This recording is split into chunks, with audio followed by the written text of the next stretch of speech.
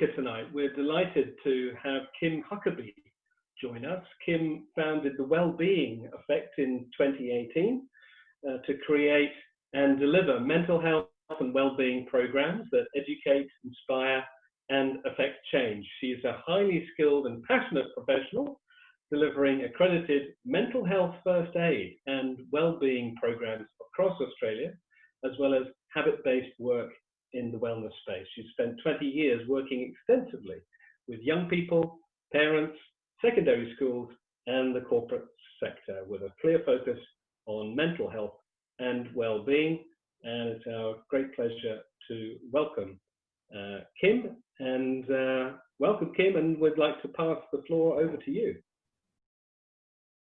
We're going to look at what's something called the mental health continuum, looking at different tips to be able to support someone that you're concerned about, where to go for help, some communication skills and tips, and the importance of self-care. And so hopefully I won't spend too long on that, because I'm very, I so strongly believe in taking care of ourselves so that we can be the best version of ourselves to support those around us.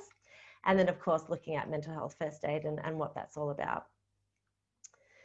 So when I was preparing for tonight, I found this photo and it really resonated with me, because I thought this is really your starting point. And I know that you guys have done so much training and incredible nights like we're having this evening.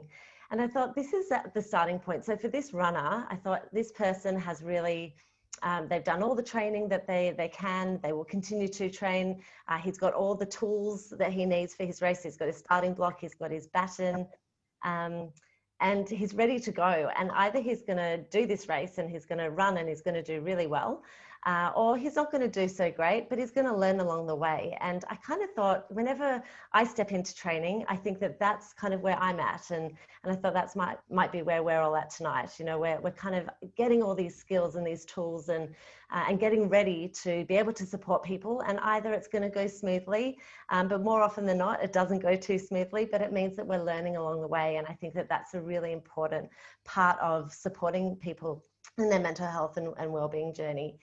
Is that, you know, sometimes we don't always get it right. I've been in this industry for about 20 years now, and I certainly don't get it right all of the time, but I definitely learn. And I think that from every experience, we can have that takeout and have that opportunity to, you know, maybe do it a bit better next time.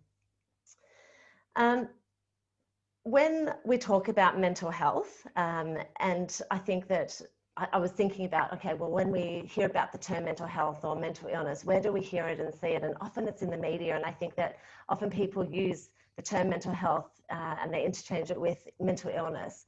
So I wanted to just, I guess, clarify a little bit about what these two terms mean. So mental health, as defined by the World Health Organization, is a state in which an individual realizes their own abilities to cope with normal stresses of everyday life. They work productively and fruitfully, and they contribute to their community. And I thought, wow, you know, it's a pretty big ask for someone to be considered to have positive mental health. And, you know, that's kind of all these things we need to aspire to be. But it does encompass a whole lot of different things, and I'm going to talk about that in a second. But what I guess I really wanted to point out here is that mental illness is something quite different. And it's a diagnosable illness that affects a person's thinking, their emotional state, their behavior, and it really does disrupt that person's ability to carry out their everyday tasks and engage in satisfying activities and relationships. And so I think that, you know, before we move on in terms of tonight and understanding mental health, that it's important just to decipher between those two. So our mental health continuum, I like to use this as a starting point to try and understand where mental illness sits. And if we think about back to mental health and mental illness, positive mental health sits on one end of the continuum and mental illness sits on the other. And it's everything in between. And that can vary, you know, hourly, daily, weekly, monthly, yearly. And we all kind of fluctuate on this continuum. And the reason why I'm using it is because what we talk about a lot in the mental health first aid course is around early intervention and getting in there early to support people to get the help that they need. And so what I wanted to do is just explain this to you, I guess, in terms of a physical illness. And I'm going to use having a cold as an example. Probably not ideal with COVID at the moment, but let's just go with it. Let's pretend this is pre-COVID. But say someone, you know, they're down the green side of the continuum, and then they start to feel a little bit sick. They feel like they've got a bit of a cold, and they start to, you know, go down towards that orange part of the continuum. They're not feeling so great. And they think, you know what, I'll be okay. And actually it's a flu. And they leave it so long, and now it's getting worse and worse and worse, and they end up in hospital, and they possibly get pneumonia, and now they need antibiotics and they need hospital care to kind of get back to their physical health being well. And that's going to take quite a long time, yeah, because they've waited such a long time to get help from a doctor or the hospital for their cold or for the flu, that it's going to take them a really long time to kind of come back. And to get back to where they were before they got sick. And I think that we can all empathize with that, because we've all had a cold or a flu at some point in our lives. So it's easy for us to think, okay, well, when we're feeling really crappy, you know, we're most likely going to go to a GP when we know that it's not something we're going to get over ourselves. We're going to reach out, we're going to get that appropriate professional help that we need so we can start to feel better again. And the same goes for our mental health. So when we see ourselves kind of, you know, going down the path of not feeling so great, it's so important for us to get that help really early on, because if we let that mental health progress, that mental health problem progress till it gets to the severe end of the continuum, it's a lot harder for that person to bounce back. And so that's why, again, you'll probably hear me say this 10 times tonight about early intervention, but that's why we want to get in there early so we can prevent further mental health problems from developing, or the mental health problem that they have from getting worse. And so those are things like going to the GP, and these are all the kinds of things that we learn, or I educate about when running the mental health first aid course. All right. So just a few stats. I know that you guys have, you had a talk a couple of weeks ago, so I'm not going to go into this too much, but the reason why I do put statistics in a PowerPoint, some people love them, some people can do without them, and that's absolutely fine. And I guess the main reason for me is because this is the reason why I get up every day. You know, I've been working with young people and parents and adults in the mental health and wellbeing space for 20 years. And, you know, this is something, as I said earlier, it's something I'm really passionate about. And I really think, you know, 1 in 5 Aussies, that's recorded. Those are recorded stats. And we know that there's so many more people out there that are accessing help. So, you know, it's probably more than this. The other thing that I wanted to talk about with you is that, I mean, we've got some really harrowing stats here. You know, 1 in 5 men are likely to experience anxiety, 1 in 8 depression. We know that 8 Australians take their lives every single day, 6 of those about men, so roughly 45 men a week. And look, it's, you know, these are statistics that we don't want to see. But this is our reality in Australia. And I actually, when I was doing some research for tonight, some more research, I actually found, and I remember reading it, so I wanted to get these stats right for you, but there was a really great research study done by Turning Point and Monash University in partnership with ambulance services. And they actually found that the ambulance service was attending more than 110,000 call outs for males experiencing acute mental health issues. And about 30,000 of those were for men who had thoughts of suicide or had attempted suicide between, it was a 2015-2016 study that was done. So it was quite huge. But yeah, what we know is that the call outs to ambulances and things by men is so much more, it's so huge and so significant. It's something we really need to think about, because we see these statistics here. But, you know, in terms of mental health problems and people seeking help and reaching out, it's so much more than this. We're looking at probably triple these figures. Look, some of the mental health problems that we talk about in the mental health first aid course, and, you know, I wish we had time to go through them tonight, but we don't. But we do cover things like psychosis, so psychotic illnesses, various anxiety disorders and depression, Non-suicidal self-injury, so you might know that as self-harm, but the terminology that we now use is non-suicidal self-injury or self-injury. And then substance use disorder. So these are the things that we go into.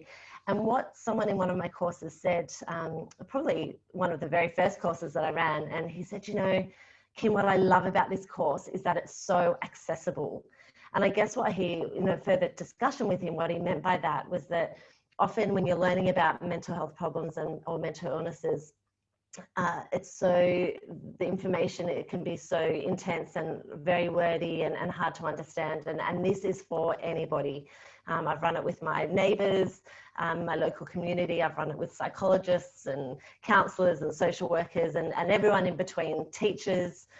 So it really is so accessible for anybody. It's you know, you get a manual with it, and the opportunity to practice those skills is really what I guess is the main focus of the course. And I'll get to a little bit more of that in a sec. Look, one of the things that I get asked time and time again is, you know, how do I know? So how do I know when I need to step forward, and how do I know when I should be worried? And I guess the difficult thing is that it's really hard to know whether a change in someone that you know is due to depression or anxiety, for example, or if what you're witnessing is actually part of a normal response to a life event. But what we do know is that it's certainly not our job to diagnose anybody. And, you know, we're there to support them and get them the help that they need. When I talk about mental health first aid, really as first aiders, that's what we're there to do. We're not there to diagnose anyone, but if we do notice some changes, that's when we need to step in. And I often think about, you know, as life goes on, and like we've got the internet and social media, and everything's challenging us all the time. You know, it's challenging our how we parent, or how we're friends with someone. You know, I remember when I first had a baby, it was like, you know, the top 10 things that you shouldn't do when you have a baby. And I thought, oh, you know, great, I've done all 10 of those. So, you know, you always have these things that are challenging you. And when it comes to our mental health, I think that often it's like, oh, no, you know, that's a normal response, or that's normal behavior. So we've kind of forgotten to listen to our gut a little bit. And there's nothing wrong with asking someone how they are and stepping in to have that difficult conversation. Because if they are okay, they're okay. But if they're not, at least we know what we can do. And I think that that's what's so fantastic about mentoring men. I love what you guys stand for. I love what you do. And I think it's just so critically important, especially right now. What we also know, and I guess when we should be concerned, it's not a hard and fast rule, but there are 3 things that I think that really stand out in terms of, all right, so when should I be worried, rather than, you know, when you shouldn't. And the majors are is when there's a major change in a person's thoughts, in their feeling, and in their behavior. And often when we know someone quite well, we'll be able to notice some of these things and some of these changes. The second thing is that it's affecting that person's ability to get on with their everyday life. So it's impacting on their ability to function. It might be that they used to you know, always rock up to these nights, and now they're just not, you know, they're just not tuning in, or they loved basketball or soccer, or going with their mates to play golf, or whatever it is, or going to work, and then now all of a sudden, whatever it is that's going on for them, it's impacting them, and they're not actually able to carry on and do the things that they once loved and they once did. And lastly, is that it's just not going away. So we know, for example, with anxiety, you know, I always say, who's had anxiety, who's felt anxious before? 100% of people put up their hands, because that's a normal human reaction and a normal human response to various things to keep us safe. So how do we know, you know, when someone's feeling anxious and when it's kind of tipping over maybe into something like an anxiety disorder? And that's when these 3 things kind of come into play. So it's hanging around for longer than normal, and what you'd normally expect. But again, these are the things that we go through in the mental health first aid course in more detail. Tips and things that you can actually walk away with. So the main thing really is about, if we're worried about them, that, you know, let them know and talk about it with them. And I think that talks to the point I was saying earlier about a lot of people leave the situation, or they decide not to call their friend that they decide not to call their friend, or they, you know, for some reason just leave their life because it just becomes a bit too hard. So if we're worried about them, we want to let them know that we're there to listen. By listening, we can start to begin to understand what's actually really going on for that person and why. And we want to try to be open to hearing what's actually happening for them. So not just listening, but actually hearing what's going on with no judgment and being really respectful of their situation. And while all of you gorgeous people on here tonight, I'm sure you're looking at all this going, of course I do this, but not everybody does. And so it's very important to remember that judgment and that respect is so critical to a trusting and honest relationship. We want to talk about it, so don't leave in their time of need, as I said, and letting them know that you're there for them. So we might find it hard to understand what's actually going on for that person and to be able to support them. But, you know, mental health problems, we're realistic about it. They're complex and they can be tricky, but just by letting someone know that you're there can be a real support to someone and a real safety net, just knowing that if they do want to talk, that you're available. Encourage them when you've noticed things that they've done, when they've coped with difficult things. And I think that this is a really important one. We often talk about positive reinforcement, you know, with little kids, and, you know, you're not meant to get them in trouble, that you're meant to reward them when they do something well. And not that we're, you know, communicating with adults on that level, but, you know, if someone is finding something quite challenging, being their champion and being in their corner can, again, be really helpful to their mental health. We want to reinforce that it's okay to go and get help and it doesn't make you different to others. I guess normalizing help seeking is definitely a huge role of a support person, of a mentor, of a friend, a family member, a mental health first aider, whoever we are. And, you know, I think it's one of those things that's definitely becoming more and more I guess there's less stigma associated with help seeking, and I think that that's just so important because we know that our mental health problems are so important. Well, they're so huge at the moment. And what we know as well is that it can be really overwhelming at times and distressing to know someone that you care about is experiencing mental health problems. So to look after others, we need to really look after ourselves, and we'll talk about self-care in a minute, but getting support from friends or even a professional for yourself. I know often when I do my courses, I'll say, oh, you know, try and think things like Lifeline and different callback services. And they always say, but aren't they there for the person who's experiencing the mental health problem? They're there for everybody. They're there for the support people in their lives. What we know is that mental health issues don't happen in silo. They don't happen on their own. They've got a domino effect and they impact that person in a much wider context. And so what we know is that we need support services for all of those people that are supporting that person. So again, really important for us to look after ourselves and possibly seek some help. I've got a little slide here, and so if you guys want to take a photo of it, I'm sure you know a lot of these services. Lifeline, the suicide callback service, there's actually a list of all these services on the Health New South Wales website. So jump on there and have a look, but they're listed for all different areas. And I know that we're from all over Australia tonight. And so these ones are for New South Wales, but I've just found some services for someone in South Australia the other day and in Victoria. So there's a lot out there. And if you need some support and some help in getting access to some services, I'm more than happy. It's not an empty offer. I'm more than happy to help you find the help that you need. And of course, going to your GP is a really great first place to start.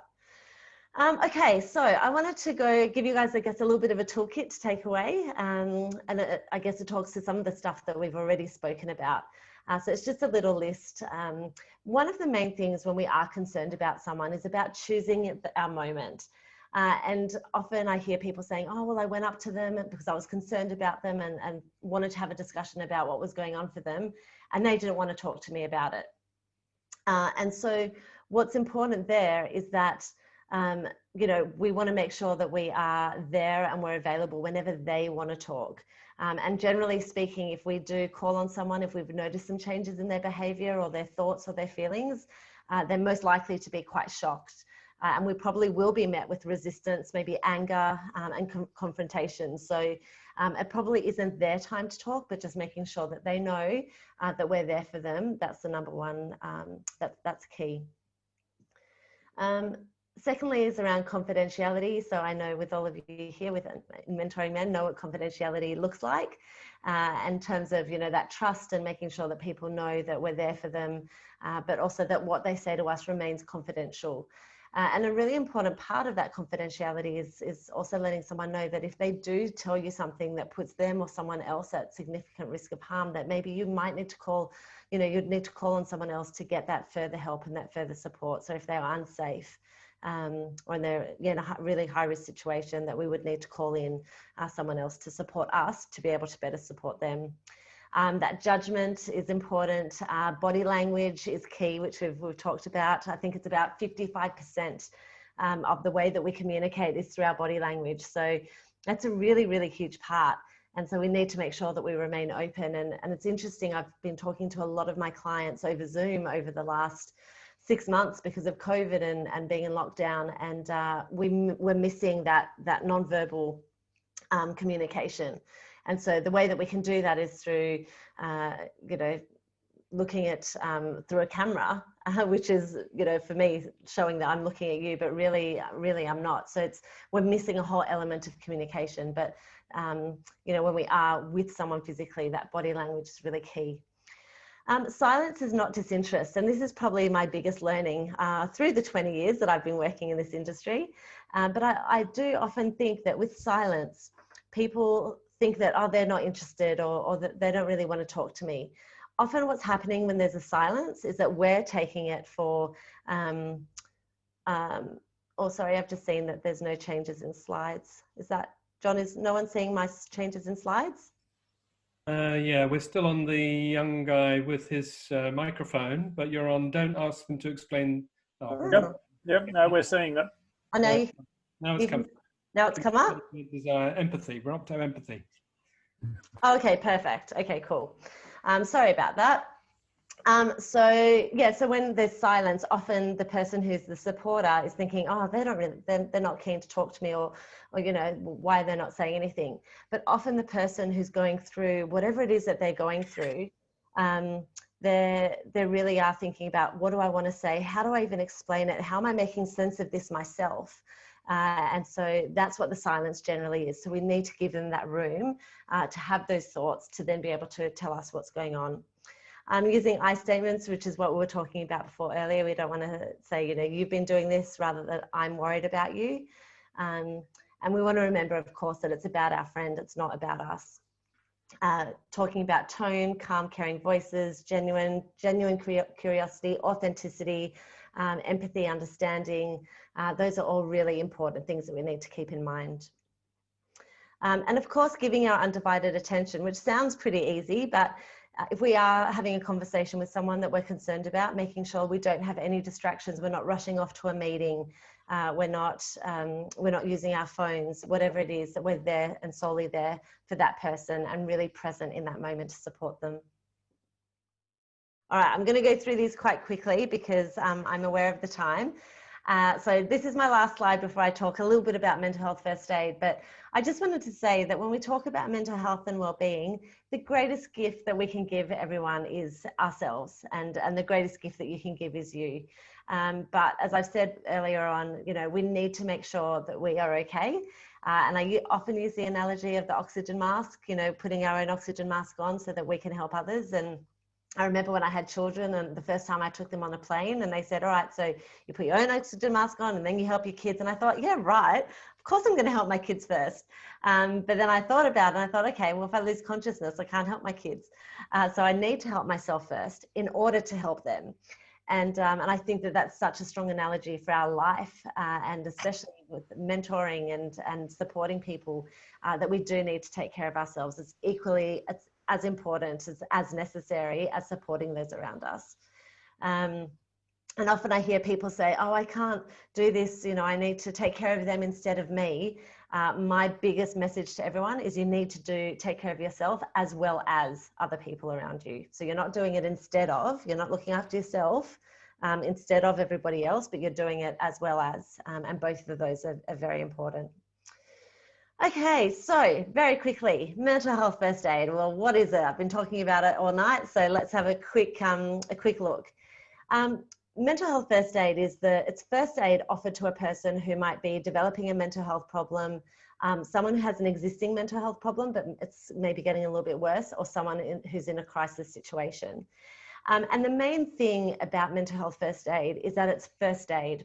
So we're not there to be a counsellor. We're not there to diagnose anybody. If you think about it, if you help someone who's tripped over and broken their arm, we're going to help them and support them till the ambulance gets there or till we get them to a hospital. We're not the doctor, the surgeon who's going in to do an anaesthetic and setting the cast in the bone. As a physical first aider, we're there to support that person till we've handed them over to appropriate professional help. Mental health first aid is the same thing. So as a mental health first aider, we are there until we're able to hand that person over to get the appropriate professional care that they need. Of course, the difference is that calling an ambulance might take 20 minutes or going to a hospital might take a short amount of time. And in mental health, getting someone to seek that help could be weeks. So it can be a longer time, but it's that same kind of premise and the same concept. It follows the same training as the conventional first aid. So you do the course and then you become an accredited mental health first aider for 3 years, at which point you do a refresher for 4 hours, and then you get an accreditation for another 3 years. So it's the same concept. And really what it's about, and what I was saying earlier, it gives members of the public the opportunity to understand that getting help early is absolutely critical to supporting someone with a mental health problem. But of course, it's not therapy, and we're not there to diagnose, but we're there to learn the skills and get the toolkit that we need to support somebody. Where does it sit on on a continuum? And I wanted to use this slide because it fits into that early intervention stage, which I talked about. We're not part of the treatment or recovery. We're certainly not, we're not there when someone's extremely well, but we're in that prevention space where we're leading into that early intervention when someone might be becoming unwell, or they are unwell and they need our support, or they're in a crisis situation. What does it cover? So really it's about understanding the signs and symptoms of the most common and disabling mental health problems. It gives you guys the information on how to provide that initial support. And that's what we were talking about earlier, about how do we step forward and have those necessary conversations. How and when to get professional help. What sort of help has been shown to be effective by research. So the extensive research and evidence that this course has is absolutely incredible, by hundreds of doctors, people with lived experience, carers, research, studies and things like that. So it's very much an evidence-based program. And we learn how to provide first aid in a crisis situation. So there's various areas are covered. We look at a mental health first aid action plan. So it's like your the Dr. ABC in your physical first aid, but there's an action plan for mental health first aiders. We look at depression, anxiety, psychosis and substance use problems, and a whole range of different crisis situations are covered as well. I don't think we really have time for that, but that's okay. So the last thing I wanted to quickly say about the course, and I'll just stop sharing my screen now because that's the end of my PowerPoint, is that now after, when we all went into lockdown and with COVID, Mental Health First Aid Australia, they're the governing body. They actually developed the whole concept of mental health first aid. So it's now in, I think, 27 countries. So if you see anything in England, I don't know, it's all over the world now. It was developed here in little old Australia. So it's something for us to be really proud of. And, I hear Lady Gaga was trying to get into all the high schools in America. So, when we hear about mental health first aid, just remember that it's all the way from Oz. And it's something that, something that, of course, as you know, and you can see and hear, that I feel very passionately about, but it's really that getting in there early in that prevention space. And it's online. So that's what I was getting at before. When we all went into lockdown, they worked really hard to get it to a point where it's 100% online. I'm all for face-to-face training, but right now being able to do stuff via Zoom, and there's an e-learning component as well that takes about 5 to 7 hours. That's all part of it. But if anyone's keen to do it, as Ian said earlier, we're going to look at, I think, end of October. And I'd love to have you guys join. We can have a maximum of 12 in each group, but we can do as many as we like. So yeah, it's just getting your mental health first aid certificate and learning those skills and feeling, for me, it's about getting my participants to a point where they feel confident to step forward and have that conversation. That for me is the number one. they know what to do with the answer that they're going to hear.